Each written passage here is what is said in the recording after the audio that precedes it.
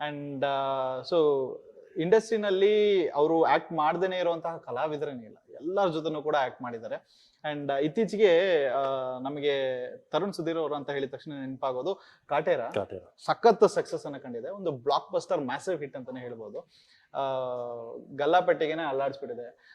Box office ಸುಲ್ತಾನನ ಒಂದು ಕದರಿಂದ ಇಡೀ Kannada industry shake ಆಗಿದೆ.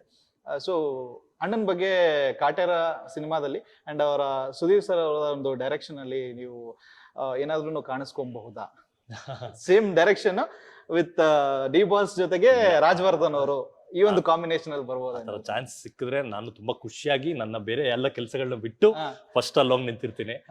ಅಂದ್ರೆ ಖುಷಿ ಆಗತ್ತೆ. 2023 ಹೇಗಿತ್ತು ಅಂದ್ರೆ ಯಾವ್ದು ಸಿನಿಮಾ ಹಿಟ್ ಆಗ್ತಿಲ್ಲ, ನೆಕ್ಸ್ಟ್ ಏನೋ 24 ಹೇಗಿರತ್ತೋ ಏನೋ ಅನ್ನೋದು ನಮಗೂ ತುಂಬಾ ಭಯ ಇತ್ತು. ಅಂದ್ರೆ ಈ ಪ್ರಣಯಂ ಸಿನಿಮಾನ ನಾವು ಮಾಡಿದ್ದು 23 ಅಲ್ಲಿ ರಿಲೀಸ್ ಆಗ್ಬೇಕು ಅಂತ. ಅಂದ್ರೆ ಹೋಪ್ ಅನ್ನೋದು ಇರ್ಲಿಲ್ಲ ನಿಮ್ಗೆ ಇಂಡಸ್ಟ್ರಿಲಿ.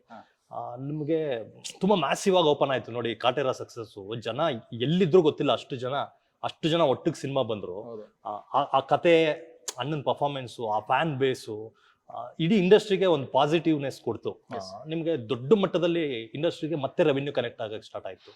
ಸೊ ಅವತ್ತು ಕಾಟೇರ ಸಕ್ಸಸ್ ಆಗಿದ್ಕೆ ಅನ್ಸುತ್ತೆ ನಿಮ್ಗೆ. ಈಗ ನೋಡಿ ಸಿನಿಮಾಗಳು ಬ್ಯಾಕ್ ಟು ಬ್ಯಾಕ್ ಬರ್ತಾ ಇದೆ. ನಮ್ದೆಲ್ಲ ಆ ಧೈರ್ಯದ ಮೇಲೆನೆ ನಮ್ ಸಿನಿಮಾಗೂ ಜನ ಬರ್ತಾರೆ. ಅಂದ್ರೆ ಜನನೇ ಬರೋದಿಲ್ಲ ಅನ್ನೋ ತರ ಆಗ್ಬಿಟ್ಟಿತ್ತು ಒಂದ್ ಟೈಮ್. ಅದನ್ನೆಲ್ಲ ಬ್ರೇಕ್ ಮಾಡಿದ್ದು ಕಾಟೇರ ಸಿನಿಮಾ. ದೊಡ್ಡ ಸ್ಟಾರ್ಸ್ ಗಳ ಸಿನಿಮಾಗಳು ಬರ್ತಾನೆ ಇರಬೇಕು. ಒಂದೊಂದು 6 ತಿಂಗಳು ಒಂದ್ ಈ ತರ ದೊಡ್ಡ ಸಕ್ಸಸ್ ಇತ್ತು ಅಂದ್ರೆ ಆ ಸಿನಿಮಾ ಫ್ಲೋ ಆಗೇ ಇರುತ್ತೆ. ಅಂಡ್ ರಾಜವರ್ಧನ್ ಅವರು ಪ್ಯಾನ್ ಇಂಡಿಯಾ ಸಿನಿಮಾ ಮಾಡೋದಕ್ಕೆ ಎಲ್ಲಾ ರೀತಿಯಾದಂತ ಒಂದು ಕ್ವಾಲಿಟಿ ಚೆಕ್ಸ್ ಗಳನ್ನು ಆಗಿದೆ ಸರ್. ಅಂಡ್ ಬಿಚ್ಚುಗತ್ತಿಲೂ ಕೂಡ ನಾವು ಆಲ್ರೆಡಿ ನೋಡಿದೀವಿ. ಮತ್ತೆ ಪ್ಯಾನ್ ಇಂಡಿಯಾ ಮೂವಿ ಅಂತ ಅಂದ್ಬಿಟ್ಟು ಹೇಳಿ ಯಾವ್ದಾದ್ರು ಬಂದ್ರೆ ನಟನೆ ಮಾಡುವಂತ ಆಸೆ ಇದೆಯಾ? ಮತ್ತೆ ಮಾಡ್ತೀರಾ? ಇಲ್ಲ, ಖಂಡಿತವಾಗ್ಲೂ ಆಸೆ ಇದೆ. ಸುಮ್ನೆ ಯಾವ್ದೋ ಒಂದೆರಡು ಪ್ಯಾನ್ ಇಂಡಿಯಾ ಸಿನಿಮಾಗಳು ಇಟ್ಟಾಯ್ತು ಅಂದ್ಬಿಟ್ಟು ಫೋರ್ಸ್ಫುಲಿ ಮಾಡೋದಿದೆಯಲ್ಲ, ಅದನ್ನ ನಾನು ಒಪ್ಪಲ್ಲ. ಬೇಕಾಗತ್ತೆ ಆ ಕತೆಗೆ ಅಷ್ಟು ದಮ್ಮಿದ್ದು, ಆ ಕತೆನ ನಿಮ್ಗೆ ಇಂಡಿಯಾ ಪೂರ್ತಿ ಹೇಳ್ಬೋದು ಅನ್ಸಿದ್ರೆ ಮಾತ್ರ ಮಾಡಬೇಕು. ಅಂದ್ರೆ ಇಲ್ಲ ಅಂದ್ರೆ ನಾವ್ ಯಾವ್ದೋ ಒಂದು ಕತೆ ತಗೊಂಡು 5 ಲ್ಯಾಂಗ್ವೇಜ್ ಅಲ್ಲಿ ಸಿನಿಮಾ ಮಾಡ್ತಿದೀವಿ, 6 ಲ್ಯಾಂಗ್ವೇಜ್ ಅಲ್ಲಿ ಸಿನಿಮಾ ಮಾಡ್ತಿದೀವಿ ಅಂದ್ರೆ ಅದು ವರ್ಕ್ ಆಗಲ್ಲ. ಅದೆಲ್ಲ ಅಂದ್ರೆ ನಾವು ನಮ್ ಕರ್ನಾಟಕನೂ ಫೋಕಸ್ ಮಾಡಕ್ಕಾಗಲ್ಲ, ಸೇಮ್ ಟೈಮ್ ಬಾಂಬೆನೂ ಫೋಕಸ್ ಮಾಡಕ್ಕಾಗಲ್ಲ, ಹೈದರಾಬಾದ್ ಮಾಡಕ್ಕಾಗಲ್ಲ, ಚೆನ್ನೈನೂ ಮಾಡಕ್ಕಾಗಲ್ಲ. ಸೊ ಕಥೆಯಲ್ಲಿ ದಮ್ಮಿದ್ದು, ಅದಕ್ಕೆ ತಕ್ಕಂತ ಪ್ರೊಡ್ಯೂಸರ್ಸ್ ಗಳಿದ್ದು, ಕೆಪಾಸಿಟಿ ಅನ್ನೋದು ಬೇಕಾಗತ್ತೆ. ಅಂದ್ರೆ ಆರ್ಟಿಸ್ಟ್ ಆಗಿ ನಾವೇನ್ ಮಾಡ್ತೀವಿ, ಬರೀ ನಮ್ ಕೆಲಸ ಮಾತ್ರ ಮಾಡ್ತೀವಿ, ನಮ್ 100% ನಾವು ಕೊಡ್ತೀವಿ, ನಾವು ಓಡ್ತಾ ಇರ್ತೀವಿ. ಅಂದ್ರೆ ಪ್ರೊಡ್ಯೂಸರ್ ಆದವರು, ಡೈರೆಕ್ಟರ್ ಆದವರು ನಿಂತುಕೊಂಡು ಅದನ್ನ ಸೇಲ್ ಮಾಡೋದು ಧೈರ್ಯ ಅಂತ ಟೀಮ್ಗಳಿಗೂ ಬೇಕಾಗತ್ತೆ. ಸೊ ಆ ತರದ ಯಾವ್ದಾದ್ರು ಟೀಮ್ ಬಂದ್ರೆ ಖಂಡಿತವಾಗ್ಲೂ ಎಷ್ಟೇ ರಿಸ್ಕ್ ಆದ್ರೂ ಪರವಾಗಿಲ್ಲ ಆ ತರ ಒಂದು ಮಾಡಕ್ ರೆಡಿ ಇದ್ದೀನಿ. ಅಂಡ್ ರಾಜವರ್ಧನ್ ಅವರಿಗೆ ಬಹಳ ಇಷ್ಟವಾಗುವಂತಹ ಬಿರುದು ಯಾವುದು? ಒಂದು ಮ್ಯಾಸಿವ್ ಸ್ಟಾರ ಅಥವಾ ಡ್ಯಾಶಿಂಗ್ ಸ್ಟಾರ?